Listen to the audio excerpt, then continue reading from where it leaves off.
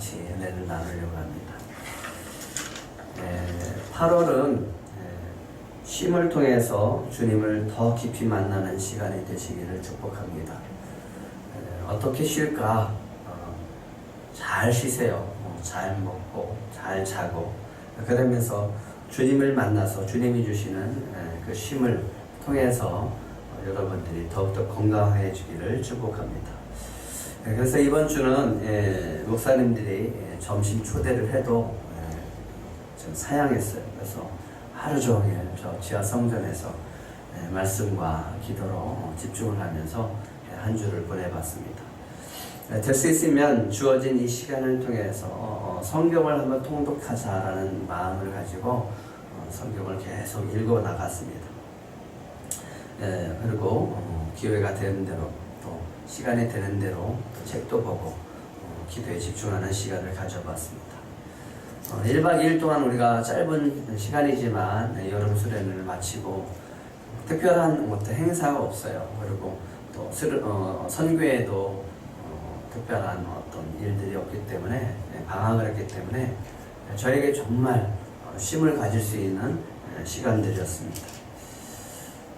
그렇게 쉼을 통해서 생각해 보니까 뭐 교회도 그렇고 가정도 그렇고 내 삶의 모든 부분 속에서 하나님이 참 평안을 주시는구나 라는 생각 속에서 행복한 시간을 보냈습니다. 그래서 푹 쉴 수 있었어요. 그런데 쉬면서 과거에 교회 개척하기 전에 약 2년 동안 이렇게 쉼을 가졌던 그때를 생각하게 되어졌습니다. 주님께서 막연하게 개척에 대한 비전을 주셨어요. 개척해야 된다라는 생각을 가지고 있었지만 어떻게 개척해야 될지 몰라서 개척교회를 섬기면서 2년을 보냈습니다. 근데 2년 동안 개척을 준비하는 시간을 가졌는데 문제는 이게 경제적으로 참 어렵더라고요. 그러면서 특별히 예배를 드리는 시간 외에는 집에서 말씀과 기도로 시간을 보내는 시간을 가졌습니다. 직장 생활하면서 저희 뒷바라지를 하는 아내에게 너무 미안했어요. 사례비를 받다가 사례비가 없으니까 경제적으로 도움을 주지 못해서 여러 가지로 미안한 생각이 들었습니다. 그런데 지금 생각해보면 그 시간이 제게는 참 소중하고 귀한 시간이었다라는 생각이 듭니다. 부모님은 아무 일도 하지 않고 하루 종일 방에서 이렇게 성경을 보고 있는 저를 보면서 답답해 하셨어요. 안쓰럽게 생각하셨어요. 어느 날 점심 식사를 같이 하는데 부모님이 저한테 그런 얘기를 하시더라고요. 애비야, 뭐라도 해야 되지 않냐. 그 말을 들을 때 참 난감하더라고요. 좀 어디론가 좀 뛰쳐나가고 싶고 도망치고 싶었던 생각이 들었어요. 근데 방법이 없습니다. 하나님한테 화가 나기도 하지만 특별한 방법을 가지고 어떤 대책을 세워나갈 수가 없었습니다. 특별히 도망칠 때도 없었습니다. 나갈 때도 없었어요. 그렇게 2년을 부모님과 아내와 자녀들의 눈치를 보면서 시간을 보내게 되어집니다. 근데 그때 제가 한 게 뭐냐 하면 그냥 말씀 보고 기도하는 거였어요. 특별히 하는 게 없었습니다. 하지만 그 시간을 되돌아보면 그때를 되돌아보면 그 시간이 바로 하나님께서 개척을 준비하게 하는 시간이었다라고 하는 것을 깨닫게 되어졌습니다. 준비하는 시간이었어요. 새 비전을 주시고 하나님께서 그것을 인도하기 위한 하나의 준비하는 기간이었다라고 하는 겁니다. 아내를 출근시키는 거죠. 제가 출근시켰어요. 또 애들을 학교 보냈어요.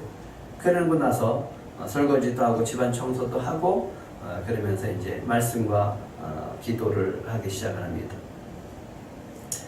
근데 그때는 참 하나님께서 말씀으로 많은 것들을 깨닫게 하시고 그 말씀을 통해서 은혜를 주시고 말씀을 통해서 소망을 주시고 비전도 주셨던 것을 경험하게 되어졌습니다. 저한테는 너무 귀한 시간이었어요. 그래서 그때 받았던 은혜와 감동이 있어서 이번 주 그런 은혜와 감동을 다시 한번 느끼고 싶어서 정말 그 사모하는 마음으로 한 주간 말씀과 기도에 전반한 시간을 가져보았습니다. 근데 이상한 게 과거 내가 받았던 그때의 은혜와 감동이 오질 않는 거예요. 그 은혜와 그 감동이 제 마음에 없습니다.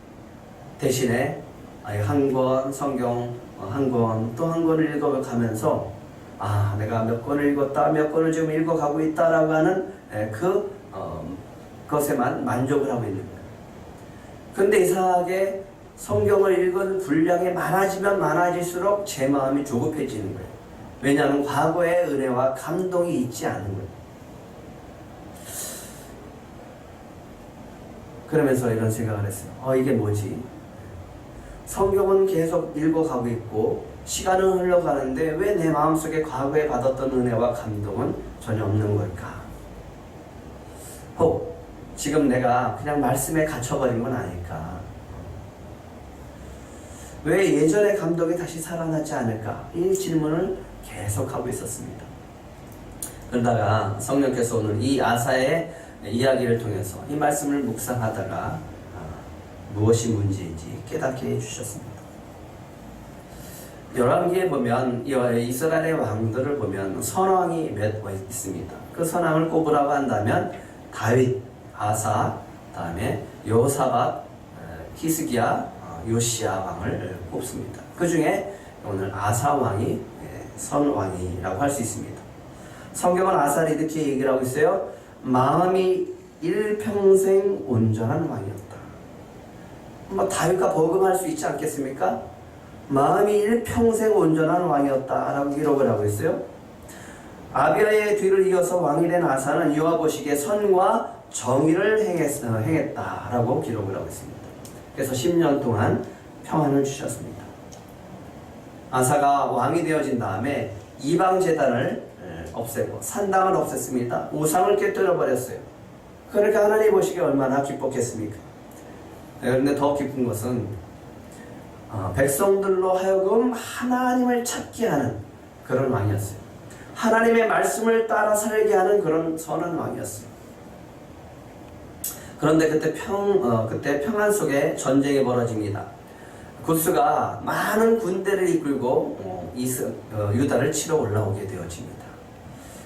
그때 이 아사가 여호와께 간구했었던 이 기도가 너무너무 유명하고 또 우리가 본받을 만한 말씀입니다. 역대하 14장 11절 한번 같이 읽어보겠습니다. 시작. 여호와여, 힘이 강한 자와 약한 자 사이에는 주밖에 도와줄 이가 없사오니 우리 하나님 여호와여, 우리를 도우소서. 우리가 주를 의지하며 주의 이름을 의탁하옵고 이 많은 무리를 치러 왔나이다. 여호와여, 주는 우리 하나님이시오니 원하건대 사람이 주를 이기지 못하게 하옵소서. 이 기도가 얼마나 믿음의 기도인지 우리는 잘 알고 있습니다. 그래서 이 아사가 이 기도를 통해서 위기를 모면하는 것을 볼 수 있습니다. 그래서 하나님은 다시 그에게 평안을 허락하십니다. 주밖에 없습니다. 주님밖에 없습니다. 도와줄 분은 하나님밖에 없습니다. 우리 하나님 여호와여, 우리를 도와주시옵소서. 하나님은 선지자 아사를 통해서 아사 왕에게 말씀하십니다. 너희가 여호와께 함께하면 여호와께서도 너희와 함께 하실 것이다. 너희가 하나님을 찾으면 하나님도 너희를 만나 주실 것이다. 하지만 너희가 만일 하나님을 버리면 하나님도 너희를 버릴 것이다 라고 말씀합니다. 그때 아사가 그 말씀을 받아요. 이 말씀을 듣고 아사가 하는 것이 있었습니다. 무엇이냐면 더욱더 유다 안에 있는 우상들을 없애고 하나님이 미워하는 우상들을 다 타파하고 없애버리는 일들을 감당하게 되어집니다. 그리고 성전에 있는 제단을 다시 재건해서 하나님으로부터 은혜를 받게 하고 이스라엘 백성들이 하나님께 제사를 드릴 수 있도록 하게 되어집니다. 예배가 회복되어졌죠. 그래서 아사왕 제15년 셋째 달에 백성들을 예루살렘으로 모이게 합니다. 그리고 백성들로 하여금 이렇게 약속하게 합니다. 마음을 다하고 목숨을 다하여 하나님 여호와를 찾으라. 그래서 백성들로 하여금 마음을 다하고 뜻을 다하고 목숨을 다해서 하나님을 찾겠다라고 하는 결단을 하고 언약을 하게 합니다. 얼마나 하나님 보시기에 기뻤겠습니까? 근데 더 놀라운 것은 어머니 그 마하라를 태우의 자리에서 폐위시킵니다. 그리고 그 어머니가 섬겼던 그 우상들을 다 없애버리고 빻아서 불살라버리게 되어집니다. 그때부터 하나님께서 아사 왕에게 주시는 것이 있었는데 뭐냐 하면 평안입니다. 그의 인생에 보면 그의 통치 기간이 약 35년 동안은 하나님이 주시는 평안으로 아사와 유다가 그 평안을 누리면서 살아가는 것을 볼 수 있었습니다. 그런데 아사가 36년째 되던 해 문제가 생깁니다. 그 평안 속에 전쟁이 일어나고 맙니다. 북이스라엘의 바하사가 유다를 치러 올라와서 라마에 건축을 하게 되어집니다. 그러니까 아사 왕이 보고 있다가 하나님을 의지하지 않고 아람 왕을 의지하게 되어집니다. 아람 왕 베나다에게 얘기합니다. 은과 금을 내가 충분히 줄 테니까 와서 나를 도와달라. 우리의 선친들이 당신 나라와 화치를 맺지 않았느냐, 동맹을 맺지 않았느냐. 그러니까 우리와도 동맹을 맺고 내가 은금을 충분히 줄 테니까 당신들이 저 북이스라엘과 맺었던 바하사와 맺었던 동맹을 끊어버리고 나와 동맹을 맺읍시다. 그리고 내려와서 저 바하사를 좀 쳐주시옵소서. 쳐달라고 이렇게 얘기를 합니다. 그러니까 한마디로 아람 베나다에게 배신하라고 하는 거예요. 바하사를 배신하고 좀 나를 도와달라고 하는 거예요. 대가로 나는 충분히 은과 금을 주겠다라고 하는 거예요. 결국 아사의 뜻대로 베나다시 그 돈을 받고 바하사를 쳐서 물러나게 합니다. 그래서 유다에게 평안이 찾아왔어요. 네. 바하사가 물러갔어요. 아사가 원하는 평안이 찾아왔어요. 그런데 문제는 하나님이 하나니아 선지자를 통해서 이 아사를 책망하기 시작합니다. 왕이시여, 예전에 구스가 쳐들어왔을 때 당신은 하나님만 의지해서 승리하지 않았습니까? 그런데 왜 이번에는 베나닷을 의지해서 하나님께 책망을 받습니까? 그렇게 망령되게 행동합니까? 왜 하나님을 의지하지 않습니까? 왜 하나님을 의지하지 않고 왜 아람 왕을 의지합니까? 라고 하면서 이런 유명한 말씀을 하죠. 9절 한번 같이 읽겠습니다. 시작. 여호와의 눈은 온 땅을 도로 감찰하사 전심으로 자기의 행하는 자들을 위하여 능력을 베푸시나니 이 일은 왕이 망령 때에 행하였은즉 이후부터는 왕에게 무엇이 있으리라? 전쟁이 있으리라. 하나님께서 아사와 유다에게 주셨던 평안을 거두시고 이제는 전쟁을 일으키겠다라고 말씀을 하십니다. 그런데 아사 왕이 하나님 앞에 반응하는 것이 예전과 같지 않아요. 예전에는 하나님만 의지했던 아사 왕이 이번에는 하나냐가 자기를 위해서 책망하니까 화를 내요. 그러면서 이 선지자를 목에 거두어버립니다. 아사의 마음이 일평생 온전했던 왕이 왜 36년째 되어졌을 때 그가 하나님을 의지하지 않고 아람을 의지했을까? 왜 하나님의 책망을 받지 않고 하나님 선지자를 목에 가두었을까라는 의문을 갖게 되어집니다. 더 안타까운 것은 3년 뒤에 발에 정말 큰 병이, 죽을 병이 생기게 되어집니다. 이렇게 위독한 상태가 되어져요. 그러면 그때 하나님을 의지했어야 되는데 아사 왕이 하나님을 구하지 않고 의원을 구하게 됩니다. 의사를 구하게 되어져서 결국은 2년 뒤에 사망하게 되어집니다. 아사 왕은 오랫동안 하나님이 주신 평안을 누렸던 왕이었습니다. 무려 35년 동안 하나님이 주신 평안을 누렸다고 볼 수 있습니다. 중간에 구스와 전쟁이 있었기 때문에 전쟁이 있었긴 했지만 35년이라고 하는 그 긴 그 기간 동안 하나님이 주신 평안을 누리고 살았습니다. 그런데 왜 그가 36년째 되어졌을 때 그 평안을 깨버렸을까? 하나님을 의지하지 않고 왜 아람 왕을 의지했을까? 왜 하나님을 의지하지 않고 은금을 의지했을까? 왜 하나님을 의지하지 않고 의사를 의지했을까?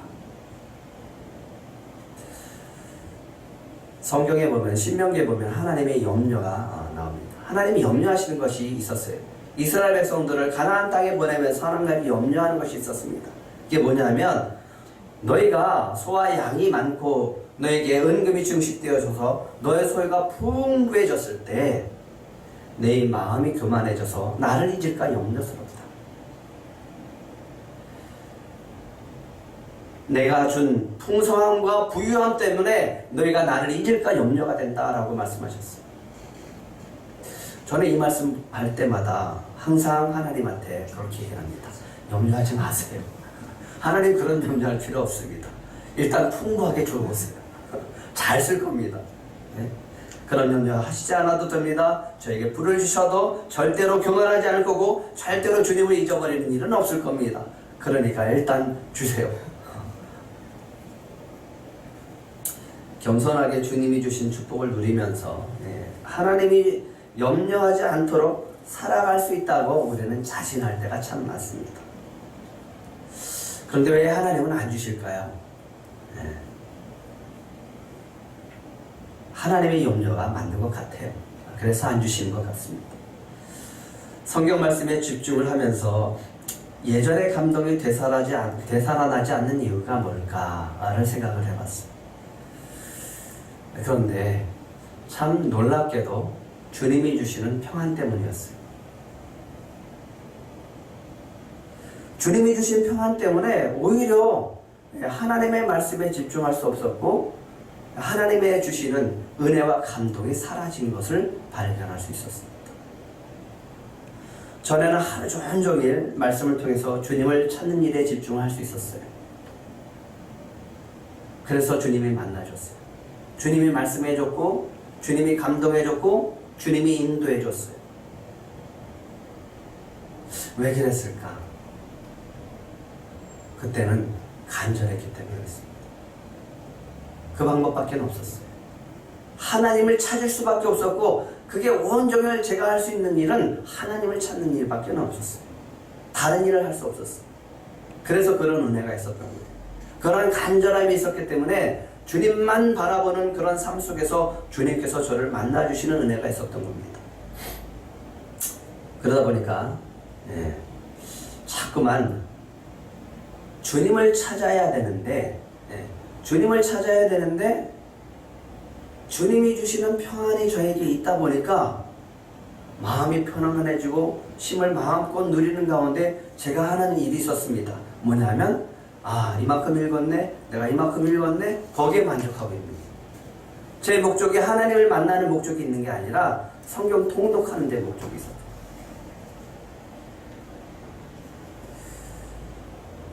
참 희한하죠? 정말 간절히 주님을 찾을 때 주님이 만나줬는데 이렇게 평안하니까 주님 만나는 게 힘든 거예요. 아사의 말년을 보면서 만약 아사가 오랫동안 평안을 누리지 못하고 그의 인생에 자주자주 전쟁이 있었더라면 자주자주 환난을 만났더라면 그가 끝까지 하나님을 찾는 사람이 되지 않았을까 하는 그런 생각을 해봤습니다.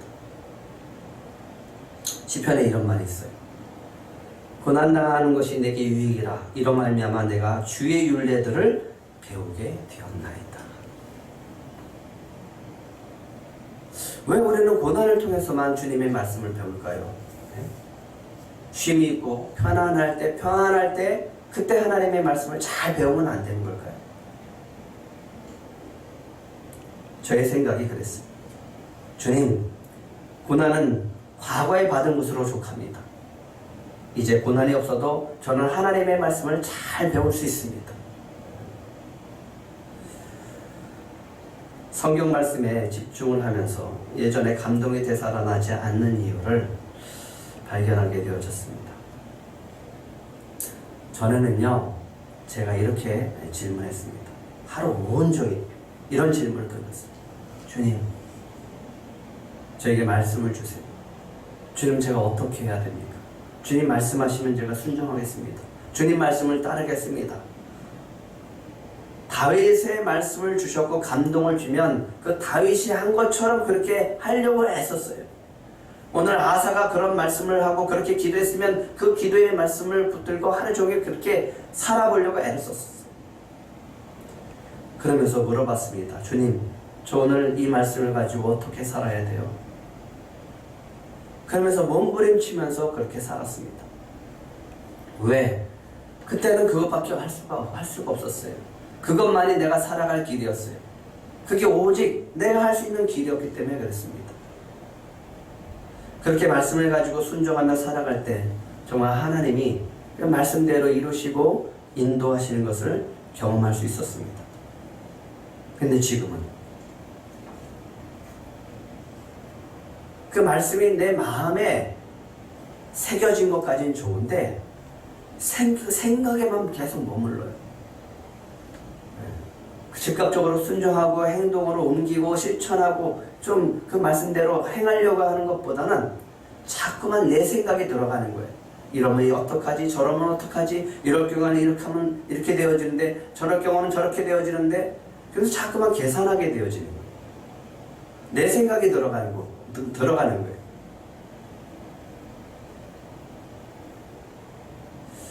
전에는 그 말씀을 즉각적으로 순종했어요. 물론 지금도 순종하려고 애를 씁니다. 하지만 자꾸만 그 말씀이 내 생각에 머무르는 거예요. 행동으로 나가지 않는 거예요.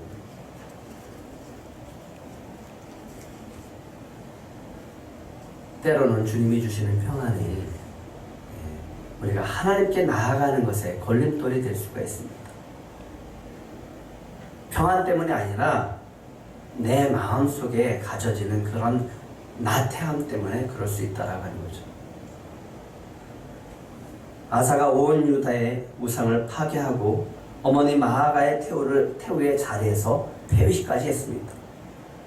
우상을 파괴해서요, 온 유다의 우상들을 파괴하고 그에게 이스라엘 백성들로 하여금 하나님을 찾게 했던 그런 선한 왕이었습니다. 그런데 왜 노년에 자기 자신을 의지하고 의사를 의지하는 왕이 되었을까?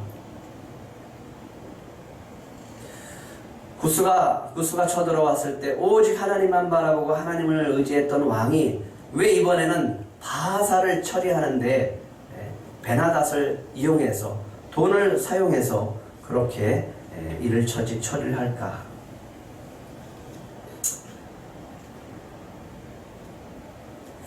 이런 질문을 가지고 왜 하나님을 의지하지 않게 될까?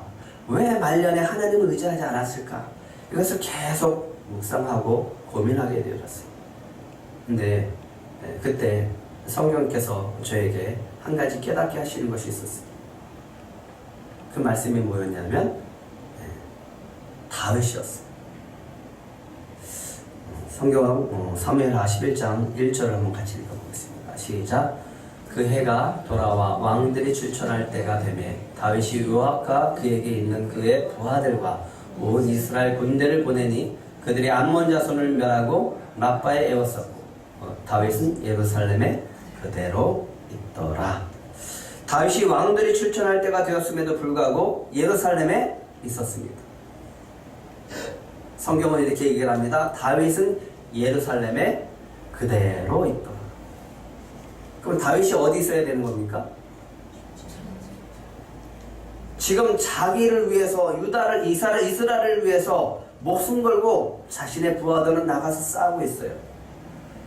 왕들이 출전할 때예요. 그런데 부하들만 내보내고 있어요. 왜 그랬을까요? 다윗이 왜 전쟁터에 나가지 않았을까요?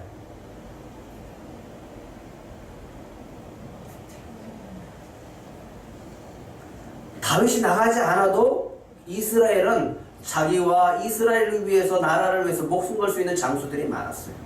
그리고 목숨 걸고 지금 싸우고 있어요. 내가 안 가도 되는 거예요.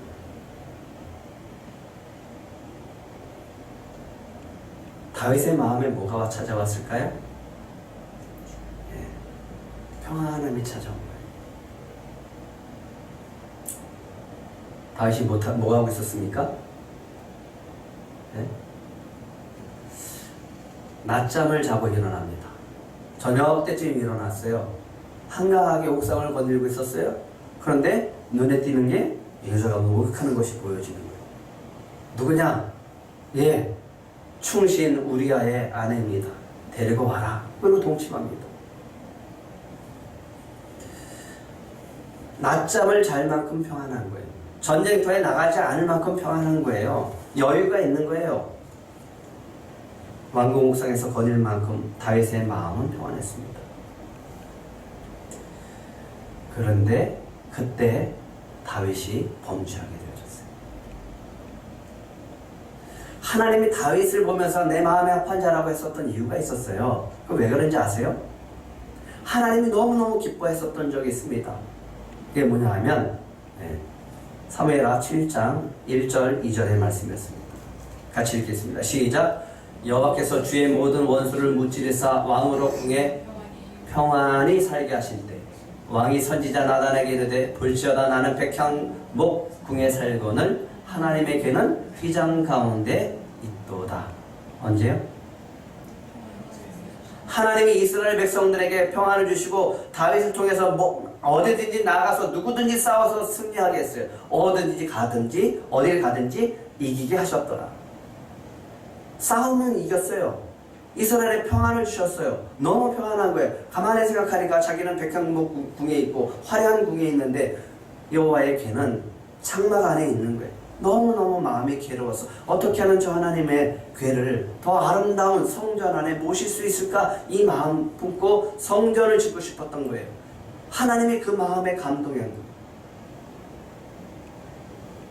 언제 그렇게 생각했다고요? 네, 여호와께서 주위의 모든 원수를 무찌르사 왕으로 궁에 평안히 살게 하신 때, 야, 그렇구나. 네. 전쟁이 있을 때 하나님을 의지하는 것은 평안할 때 하나님을 의지하는 것보다 어쩌면 쉬울까요? 어려울까요? 쉽죠. 평안할 때 하나님을 찾는 거예요. 전쟁은 죽을까봐 부르짖고 간구할 수밖에 없어요. 그런데 평안할 때 정말 주님만을 바라볼 수 있을까?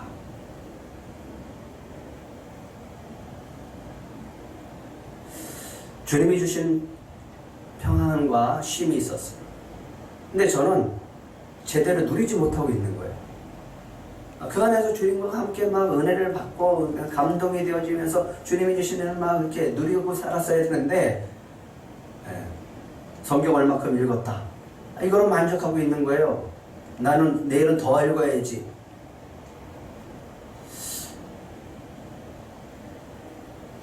그러면서 이런 회개와 후회를 했습니다. 야, 나는 참 주님이 주시는 쉼을 제대로 누리지 못하고 있구나. 그런데 그때 성령께서 다시 과거의 은혜와 감동을 회복할 수 있는 길을 제시해 주었습니다.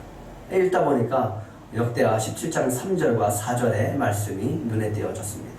한번 같이 읽겠습니다. 시작. 여호와께서 여호사밧과 함께 하셨으니 이는 그가 그의 조상 다윗의 처음 길로 행하여 바알들에게 구하지 아니하고 오직 그의 아버지의 하나님께 구하며 그의 계명을 행하고 이스라엘의 행위를 따르지 아니하였습니다. 여기서 보니까 주님이 아사가 아닌 아사의 아들 여호사밧을 통해서 그 길을 제시해 주는 것을 볼 수 있습니다. 근데 재미있는 것은 이렇게 표현하십니다. 다윗의 길 이렇게 안 하고 어떻게 해요? 다윗의 처음 길로 행합니다.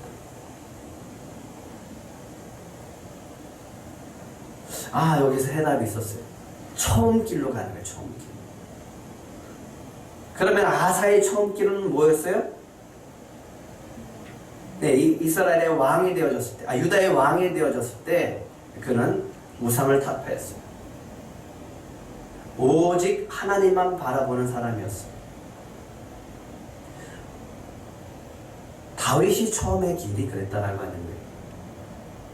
처음에 여호와만 바라보는 사람, 하나님의 마음에 합한 사람, 오직 주의 길을 따르는 사람, 그게 다윗의 첫 번째 길이었어요. 근데 평안할 때 바세바를 범하는 거예요. 아사도 평안하니까 하나님을 떠나버려요. 솔로몬도 평안하니까 하나님을 떠나버려요. 사사기에는 반복이에요. 평안하니까 범죄하고, 범죄하니까 하나님이 주변 나라들을 들어서 치시는 거예요. 그러니까 너무 죽을 것 같으니까 하나님께 부르짖으니까 사사를 통해서 그들을 구원하고 다시 평안을 주는 거예요. 이것이 계속 반복되어지는 거예요. 근데 평안할 때 죄를 져요. 하나님이 길을 제시합니다. 뭐라고요? 처음 길로. 처음 길. 다윗의 처음의 길은 오직 하나님만 바라보고 의지하는 길이었습니다.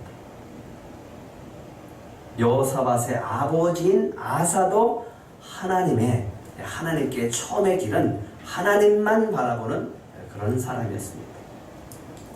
이방제단을 산당을 없애고 우상을 깨뜨리고 백성들로 하여금 하나님을 찾게 하는 그런 사람이 바로 아사 왕이었다라고 합니다.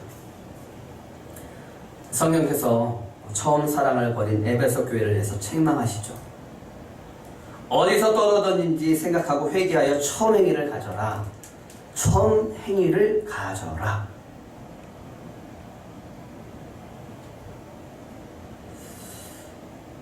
이렇게 처음 행위를 가지고 살 때 우리에게 주신 평안을 누릴 수 있고 우리에게 삶의 전쟁이 아닌 평안을 저희들에게 허락하실 줄 믿습니다.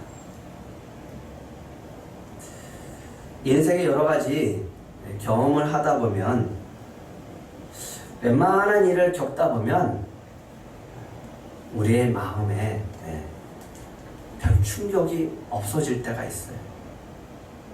세상을 어느 정도 사시고 연륜도 있고 경험도 있다 보면 별일을 다 만나게 되어지죠. 근데 그 이미 경험했기 때문에 크게 이렇게 놀라지 않습니다. 신앙생활도 마찬가지예요. 신앙생활을 오래 한 사람들, 그리고 이런저런 경험을 한 사람들이 그럴 경우가 참 많습니다. 왜? 나도 기도해야 할 만큼 해봤어. 기도했더니 응답도 받아봤어. 영적인 전쟁도 해봤어. 그리고 해봤더니 승리도 얻어봤어요. 주님이 주시는 은혜도 경험해봤고 주님이 주시는 축복도 경험해봤습니다. 작정기도도 해봤고 철야도 해봤고 금식기도도 해봤습니다. 기도원도 가서 부르짖고 기도도 해봤습니다. 다양한 목사님들에게 설교를 들었고 다양한 은혜를 경험해봤어요.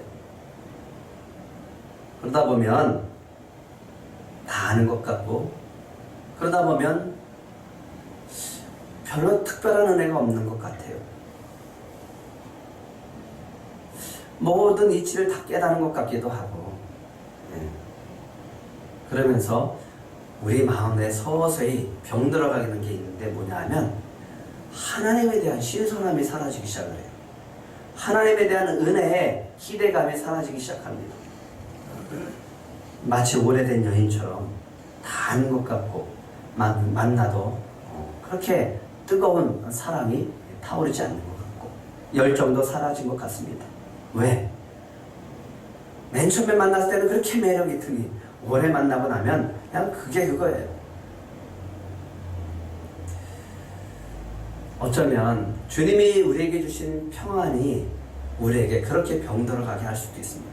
하나님이 주신 평안 때문에 그런 게 아니라 우리가 가졌던 첫 번째 그 길들을 벗어나서 자꾸만 하나님의 그 신선함이 다른 세상 것으로 다른 것으로 채워지기 위해서 우리가 그것들을 찾아가기 때문에 그렇다라고 하는 겁니다. 주님만을 바라보고 간절히 주님을 찾았던 처음의 길로 다시 행해보시기를 간절히 바랍니다. 그러면 반드시 주님이 주시는 진짜 평안이 우리 안에 있게 되어질 줄 믿습니다. 근데 또 한 가지 주님이 깨닫게 하신 것이 하나 있었습니다. 뭐냐 하면 13절 14절입니다. 같이 읽겠습니다. 시작. 아사가 왕이 있은 지 41년 후에 죽어 그의 조상들과 함께 누우매 다윗성에 자기를 위하여 파두었던 묘실에 무리가 장사하되 그의 시체를 법대로 만든 각양 향재료를 가득히 채운 상에 두고 또 그것을 위하여 많이 분향하였더라. 무슨 말씀이에요? 아사가 죽었더라 이거예요. 35년 동안 평안한 삶을 살았어요. 근데 결국은 그의 인생도 말년에 하나님을 의지하지 않고 살다가 결국은 죽음을 맞이했더라라고 하는 겁니다. 이 말씀을 통해서 우리에게 주시는 교훈이 하나 있어요. 뭐냐면 진정한 안식이 있다라고 하는 거예요. 진정한 평안이 있다라고 하는 거예요. 이 땅에서의 우리의 삶은, 이 땅에서 주시는 평안은 잠깐입니다. 우리에게 주시는 진정한 평안은 영원한 안식인 줄 믿으시기 바랍니다. 그걸 기억하고 살라고 하는 거예요. 만약 성경 인물 가운데 그들의 인생에서 실수가 없고 정말 완벽한 인생을 가지고 평안한 삶을 가지고 축복을 누리고 살았던 사람이 있었다면 우리에게는 너무 괴리감이 느껴져요. 주님의 말씀을 따라 정말 퍼펙트하게 완벽하게 그러고 살았다고 한다고 하면 우리는 그 사람을 따라갈 수 없기 때문에 주님의 말씀을 덮어버릴 거예요. 어쩌면 포기할 거예요. 근데 성경에서 나오는 인물들은 다 하나같이 실수한 것들이 있어요. 오직 완벽하신 분은 예수님 한 분밖에 없었어요. 그래서 우리는 예수님을 따라갈 수밖에 없고 그분을 믿을 수밖에 없고 그분에게 위로를 받을 수 있습니다. 성경을 읽으면서 실수한 사람들을 통해서 우리는 소망을 가질 수가 있는 겁니다. 한 주간 주님이 주시는 쉼을 통해서 두 가지를 생각해 보시길 간절히 바랍니다. 이번 한 주간 그런 생각을 해보시기 바랍니다. 이번 한 주간은 전부 질문 한번 해보시기 바랍니다. 내가 처음 길을 행했었던 그 모습은 어떤 건가? 내가 예수님을 만나고 처음 결단하고 나아갔던 그 처음의 길은 어떤 길이었던가? 처음 길로 행하기 위해서 주님, 나 어떻게 해야 됩니까? 라고 한번 질문해 보시기 바랍니다. 처음 사랑을 다시 한번 회복하시고 그 은혜와 감동을 가지고 여러분들의 쉼을 통해서 영원히 회복되어지는 그런 시간이 되시길 간절히 바랍니다. 우리에게 영원한 안식이 있음을 꼭 기억하시기 바랍니다. 우리의 진정한 안식은 영원한 안식 속에 있음을 믿고 살아가시기 바랍니다. 그러면서 우리가 또 한 가지 생각해야 될 것이 있습니다. 뭐냐면 내 남은 인생은 어떻게 살아가야 됩니까? 내 남은 이 시간, 주님이 나에게 주어지는 이 시간은 내가 어떻게 살아야 됩니까? 주님, 제가 오늘 이 말씀을 가지고 어떻게 살아야 됩니까? 주님이 주신 비전이 우리 교회에 있습니다. 작은 영혼, 꿈꾸는 교회들에게 꿈과 희망을 주는 것이 비전입니다. 늘 그걸 놓고 우리는 기도하죠. 좀 더 구체적으로 기도하고 나가시기 바랍니다. 바라기는 주님이 주시는 평안이 있을 때 우리는 전쟁을 일으켜야 됩니다. 그 전쟁은 외부에서 오는 게 아닙니다. 내 내부 속에서 끊임없이 주님만 바라보기 위해서 나를 쳐야 돼요. 주님만 바라보기 위해서 그 주변에 일어나는 모든 것들, 그 평안 속에서 하나님을 바라보지 못하게 하고 나를 바라보고 세상을 바라보게 하고 다른 것을 바라보게 하는 그런 요인들을 다 쳐내는 전쟁을 해 나가야 된다라고 합니다. 8월은 우리에게 쉼을 갖고 영이 회복되어지는 시간을 갖기를 소망합니다. 그 시간 동안 이 전쟁을 치러서 반드시 주님이 진짜 우리에게 주는 평안을 누리시고 살아가시기를 축복합니다. 그러기 위해서 오늘 이 마음속에, 이 평안 속에서 전쟁을 하기 위해서 질문하시는 그런 시간이 되기를 간절히 바랍니다. 주님, 제가 오늘 이 말씀을 가지고 어떻게 살아가야 될까요? 이 질문을 가지고 평안 속에서 여러분들의 마음을 다시 한번 결단해 보시기를 간절히 바랍니다.